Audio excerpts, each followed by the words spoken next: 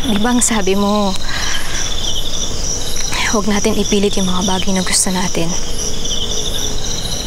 Hayaan natin na tadhana yung magdikta ng lahat.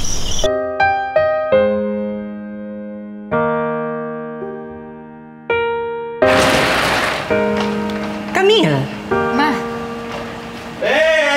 Beto na ako! Magkainan na tayo!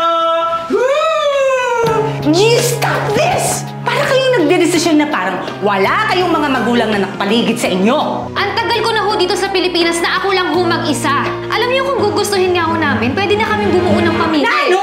Na hindi ka pa pinapakasalan? Mawalang galang na ho. Pero hindi ho ako pumunta dito para makipagtalo sa'yo. Kaya ako makikipagtalo sa'yo dahil hindi ko gusto yung tabas ng imported mong dila dito sa pamamahay ko. Natatakot ako na lumakad na meron akong nililingon na sama ng loob sa nakaraan ko. I know!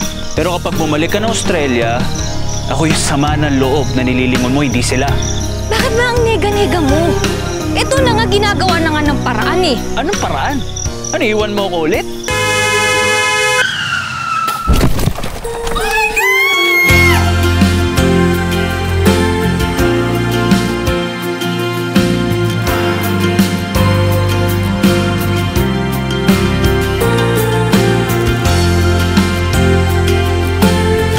Medyo late na yung pagpunta niyo rito para sa kaso ni Daniel.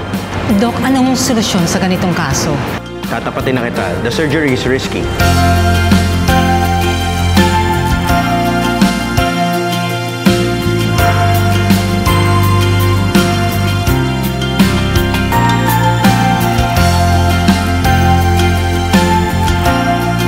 Masabi mo ba yan? Kasi walang kasiguraduhan yung buhay ko. Tapos na sila. Tayo naman. Tayong dalawa naman.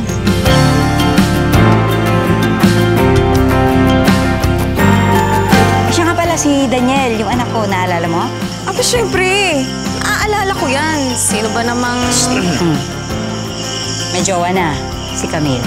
Ayoko ng gulo. Grabe naman. Busted agad, hindi pa nga nagsisimula.